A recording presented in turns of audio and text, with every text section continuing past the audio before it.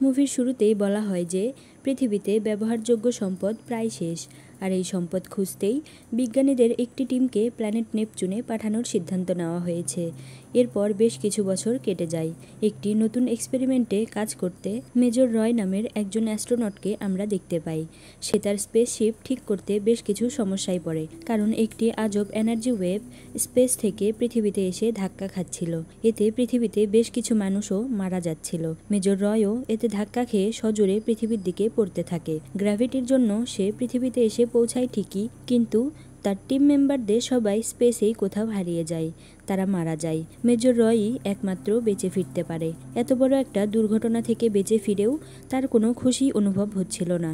আসলে দুঃখ বা খুশি তার কোনোটাই অনুভব হয় না। এ কারণে তার ওয়াইফও তাকে ছেড়ে চলে যায়। রয় ছোটবেলা থেকেই এমন ছিল না, বরং তার জীবনে ঘটে যাওয়া কিছু বড় পরিবর্তন তাকে এমন অনুভূতিহীন বানিয়েছে। রয় তার বাবাকে অনেক ভালোবাসত। সে তার বাবার সাথে অনেক অ্যাটাচড ছিল। তার বাবা একজন মহান নাম করা অ্যাস্ট্রোনট, যিনি কিছু বছর আগে একটা এক্সপেরিমেন্টের জন্য প্ল্যানেট নেপচুনে গিয়েছিলেন। মুভির শুরুতে দেখানো প্ল্যানেট নেপচুনের সেই এক্সপেরিমেন্টে রয়ের বাবার টিমের সাথে নাসার যোগাযোগ ছিল। রয়ের বাবা স্পেসের খবর এবং তার গবেষণা নাসাকে নিয়মিত জানিয়ে দিত, কিন্তু 14 বছর পর হঠাৎ নাসার সাথে তাদের যোগাযোগ বিচ্ছিন্ন হয়ে যায়। আর কয়েক বছরের চেষ্টার পরেও নাসা স্পেসে তাদের অবস্থান খুঁজে না পেয়ে পৃথিবীর মানুষের কাছে রয়ের বাবা আর তার পুরো টিমকে মৃত ঘোষণা করে দেয়। এরপর থেকেই রয়ের জীবন আরও বেশি অন্ধকারাচ্ছন্ন হয়ে পড়ে। রয়কে হেডকোয়ার্টার্স থেকে ডাকা হয় আর তাকে জানানো হয় যে ওয়েভসের কারণে তাদের স্পেস স্টেশন ধ্বংস হয়ে গেছে। সেই এনার্জি ওয়েভসগুলো নেপচুন গ্রহ থেকে আসছে, সেই গ্রহ যেখানে আজ থেকে অনেক বছর আগে তার বাবাকে পাঠানো হয়েছিল রিসার্চের জন্য। নাসা থেকে ধারণা করা হচ্ছিল এই এনার্জি ওয়েভস তাদের স্পেস স্টেশন থেকেই তৈরি হচ্ছে, কেননা এটা নিজে নিজেই তৈরি হওয়া সম্ভব নয়। তাদের ধারণা রয়ের বাবা হয়তো এখনও বেঁচে আছে, আর তিনি নিশ্চয়ই কোনো না কোনো এক্সপেরিমেন্ট করছেন, যার কারণে এসব হচ্ছে। হয়তো তিনি ওখান থেকে বুঝতেই পারছেন না তার এসব এক্সপেরিমেন্টের কারণে পৃথিবী ধ্বংসের মুখে পড়ছে।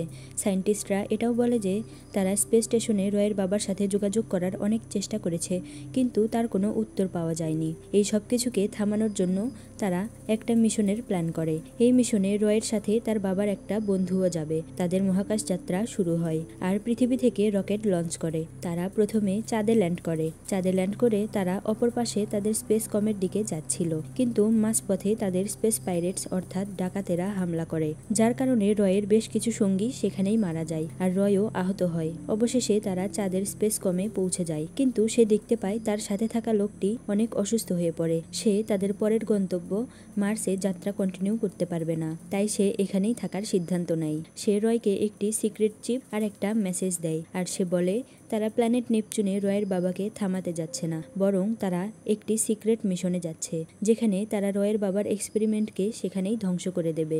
এখন রয়ের বাবা বেঁচে থাক আর না থাক, এটা শুনে রয় কিছুটা কষ্ট পায়।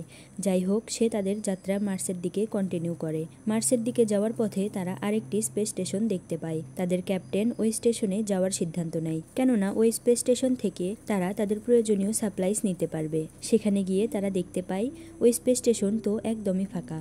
তারা সেখানে কোনো মানুষ খুঁজে পায় না, শুধু ল্যাবে তারা বানরের মতো দেখতে ভয়ঙ্কর একটা প্রাণী দেখতে পায়। প্রাণীটি তাদের দেখতেই তাদের উপর হামলা করে দেয়। এতে করে রয়ের ক্যাপ্টেন বেশ আঘাত পায়। রয় এগিয়ে গিয়ে তার ক্যাপ্টেনকে বাঁচিয়ে নেয় এবং সেই অদ্ভুত দেখতে প্রাণীটিকে একটা ভ্যাকিউম চেম্বারের মধ্যে ঢুকিয়ে দেয় এবং ভ্যাকিউম অন করে দিলে প্রাণীটি সেখানেই মারা যায়।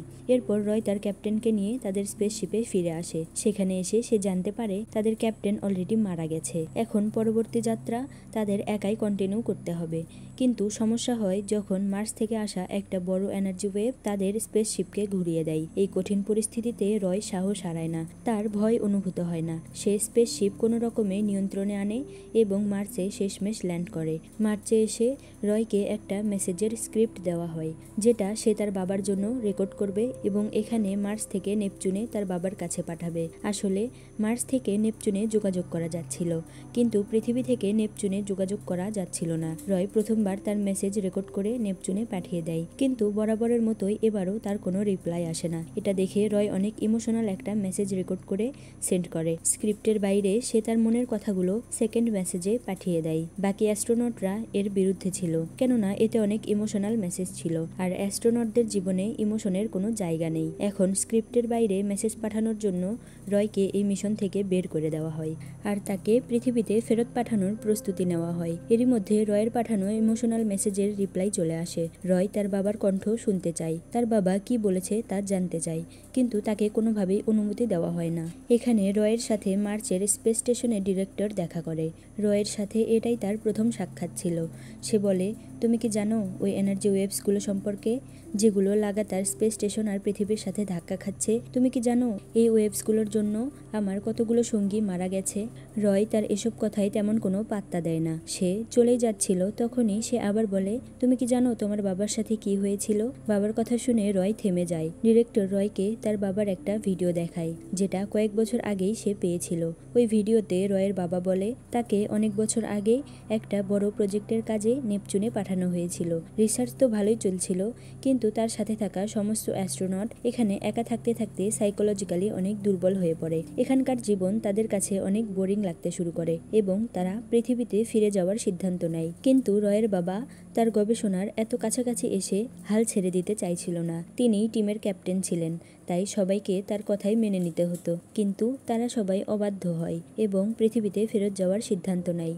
এটা দেখে রয়ের বাবা স্পেসশিপের সমস্ত লাইফ সাপোর্ট সিস্টেম অফ করে দেয়, যার কারণে তার টিমের সমস্ত মেম্বার সেখানেই মারা যায়। এটা শুনে রয় অনেক হতাশ হয়ে যায়, কেননা তার বাবাকে দুনিয়ায় সবচেয়ে মহান অ্যাস্ট্রোনট মানা হয়, কিন্তু তিনি আসলে একজন খুনি ছিল, যে তার নিজের টিম মেম্বারদেরকেই খুন করেছে। রয় রেগে সেখান থেকে চলে যাচ্ছিল। তখনই ডিরেক্টর তাকে বলে, আমার বাবা মাও তোমার বাবার টিমের সদস্য ছিল।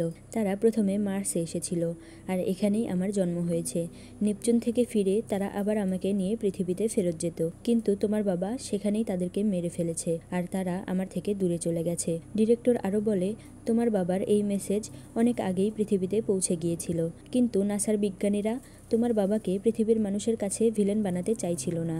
এজন্যই তারা এত নাটক করে যে তার সব ক্রু মেম্বাররা মারা গেছে, কারণ এই কথা পৃথিবীর মানুষ জানতে পারলে তারা আর কখনোই তাদের ওপর ভরসা করবে না। কিন্তু নাসার জন্য এটা লাভজনকই ছিল, কেননা রয়ের বাবা তাদেরকে এখনও তার রিসার্চ পুরো করে দিচ্ছিল।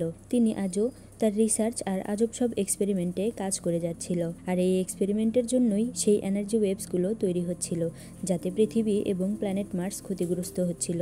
ডিরেক্টর আরও বলে, তোমাকে এখানে এ কারণে ডাকা হয়েছে যাতে তোমার মাধ্যমে তোমার বাবার সাথে যোগাযোগ করা যায় এবং তার লোকেশন ট্র্যাক করে তাকে থামানো যায়। সে আরও বলে, আমরা তোমার বাবার লোকেশন অলরেডি পেয়ে গেছি। এখন তুমি যে স্পেসশিপে এখানে এসেছিলে সেই স্পেসশিপে করেই 5 জন ক্রু মেম্বার নিয়ে নেপচুনে যাবে এবং লিমা স্পেসশিপকে ধ্বংস করবে, অর্থাৎ রয়ের বাবার এক্সপেরিমেন্টকে ধ্বংস করে দেবে। রয় তার বাবার সাথে দেখা করতে চাচ্ছিল, জীবনে একবারের জন্য হলেও। সে ডিরেক্টরের কাছে একটি সাহায্য চায় এবং সে তাকে সাহায্য করতে রাজি হয়। ডিরেক্টর বলে, আমি তোমাকে শুধু রকেট পর্যন্তই পৌঁছে দিতে পারবো, এরপর তোমাকে একাই যেতে হবে। ডিরেক্টর রয়কে একটা টানেলের মধ্য দিয়ে রকেট লঞ্চারের কাছে পৌঁছে দেয়। রকেট লঞ্চ হয়ে যায়। রয় তাড়াতাড়ি ওপরের দিকে উঠতে থাকে। ঠিক লঞ্চিংয়ের সময় রয় স্পেসশিপের দরজা খুলে দেয় এবং ভেতরে ঢোকার চেষ্টা করলে সেখানে ডেঞ্জার অ্যালার্ম বাজতে শুরু করে। রকেটে থাকা অ্যাস্ট্রোনটরা বাইরে চেক করতে গেলে তারা রয়কে দেখতে পায়। তাকে দেখেই তারা রয়কে অজ্ঞান করে দেওয়ার সিদ্ধান্ত নেয়, কেননা রয় তাদের মিশন খারাপ করতে পারে। এই সব কিছুর মাঝে তারা খেয়ালই করে না যে স্পেসশিপের দরজা এখনো খোলা রয়েছে। দরজা খোলা থাকার কারণে স্পেসশিপের ভেতরে প্রেসার অনেক ডাউন হয়ে যায়। তাদের অক্সিজেন ট্যাঙ্ক ফেটে যায়, আর অক্সিজেনের অভাবের কারণে ভেতরে থাকা সবাই মারা যেতে থাকে। রয় এখনো সুস্থ ছিল, কেননা সে স্পেস স্যুট পরেছিল। রয় স্পেসশিপের দরজা বন্ধ করে দেয় এবং কন্ট্রোল ডেকের দিকে চলে যায়। এরপর সে তাদের অবস্থা পৃথিবীতে জানিয়ে দেয় এবং কি কি ঘটেছে সব বলে। এরপর নেপচুনের দিকে যাত্রা শুরু করে দেয়। এই পুরো যাত্রায় রয় অনেক ডিপ্রেসড ছিল। সে তার বাবাকে কি ভাবতো আর এখানে এসে তার সম্পর্কে কি জানতে পারলো? সে তো তাকেও ছাড়িয়ে গেছে। সে তার বাবার ভিডিও ক্লিপ দেখছিল, যেখানে তার ওয়াইফকেও দেখতে পায়। এসব দেখে রয়ের অনেক দুঃখ অনুভব হচ্ছিল। সে ভাবতে থাকে সে এমন কেন, তার জীবনে এত একাকিত্ব কেন। এসব ভাবতে ভাবতে সে বুঝতে পারে তার জীবনের এই একাকিত্ব তার বাবার দেওয়া ডিপ্রেশনের কারণেই। তার বাবা তাকে ছেড়ে স্পেসে চলে যাওয়ার পরেই সে মানসিকভাবে অনেক ভেঙে পড়ে এবং এরপর থেকে সে একাকী থাকা শুরু করে। সে এখন কারো সাথেই কমফোর্টেবল হতে পারে না। রয় এখন অনেক ক্লান্ত। সে কিছুক্ষণ বিশ্রাম নেয় এবং অবশেষে সে দেখতে পায় তারা লিমা স্পেস স্টেশন নেপচুনে পৌঁছে গেছে। এখানে এসেই তারা অনেক অবাক হয়ে যায়, কেননা এই স্পেস স্টেশন তো একেবারেই ফাঁকা ছিল। এখানে সেখানে মৃত অ্যাস্ট্রোনটদের লাশ ভেসে বেড়াচ্ছিল। রয় এখানে তার বাবাকেও দেখতে পায় না। আর একটু এগিয়ে সে একটা বড় কন্টেইনার দেখতে পায়, যার মধ্যে কেমিক্যাল রিয়াকশন হচ্ছিল। আর এটা থেকেই এই এনার্জি ওয়েভসগুলো বের হচ্ছিল, যেগুলো পৃথিবী আর মঙ্গল গ্রহের ক্ষতি করে চলেছে। রয় বুঝে যায় যে তাকে এই কন্টেইনারটাই ধ্বংস করতে হবে। সে তার নিউক্লিয়ার ওয়েপেন লোড করতে থাকে। ঠিক তখনই রয়ের বাবা তাকে ডাক দেয়। তার বাবা উপরের দিকে দাঁড়িয়েছিল। সে বলে, রয়, এটা কি তুমি? রয় তার বাবাকে দেখে অনেক ইমোশনাল হয়ে পড়ে। সে না চাইলেও জিজ্ঞেস করে ফেলে, তুমি কেমন আছো বাবা? তার বাবা জবাব দেয়, ক্লান্ত হয়ে পড়েছি। এতগুলো বছর ধরে এই এনার্জি ওয়েভসগুলোকে কন্ট্রোল করতে চেষ্টা করছি, কিন্তু বারবার ব্যর্থ হয়েছি। এটা শুনে রয়ও অবাক হয়ে যায়, কেননা তাকে জানানো হয়েছিল তার বাবা জেনে বুঝেই এসব করছে।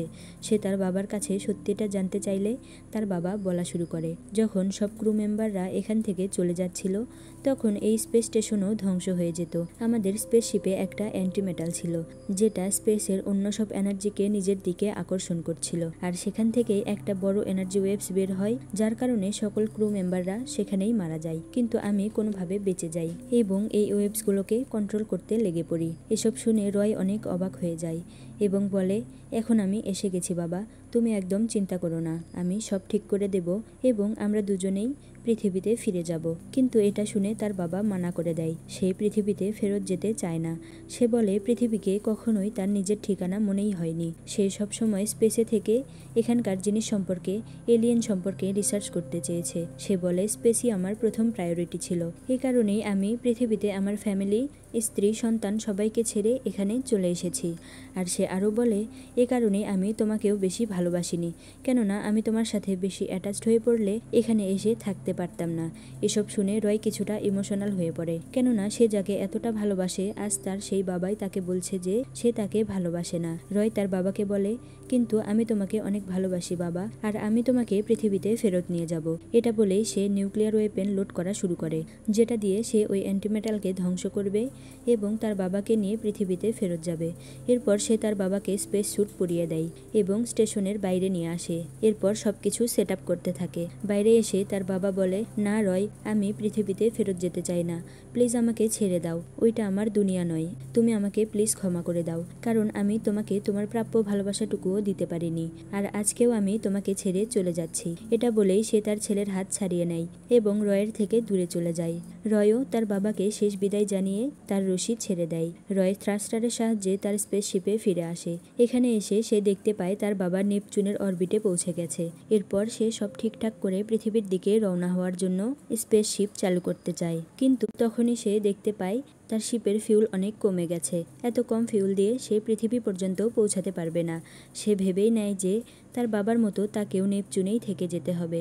এরপরে আমরা দেখতে পাই রয় যে ওয়েপেন তার বাবার শিপে লোড করেছে তা ব্লাস্ট হয়ে যায় এবং অনেক বড় একটা এনার্জি ওয়েভ তৈরি হয়ে যায়, যেটা রয়ের শিপকে অনেকটা ধাক্কা দিয়ে এগিয়ে দেয়।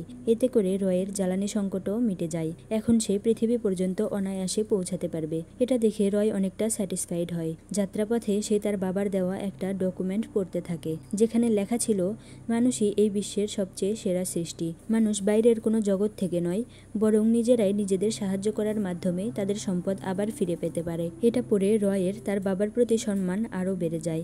তার বাবা নিজের জীবন স্পেসে স্যাক্রিফাইস করে পৃথিবীর মানুষের কাছে একটা বড় শিক্ষা দিয়েছিল। এই স্পেস যাত্রার পরে রয়ের ভেতরে অনেক বড় একটা পরিবর্তন চলে আসে। তার জীবনের প্রতি কোনো মায়া ছিল না, কিন্তু এখন সে তার জীবনকে অনেক ভালোবাসে। সে এখন একজন স্বাভাবিক মানুষের মতোই সব অনুভব করতে পারে। সে তার ওয়াইফের সাথেও দেখা করে এবং তারা আবার হাসি খুশি জীবনযাপন করতে শুরু করে। আর এখানেই মুভির শেষ হয়।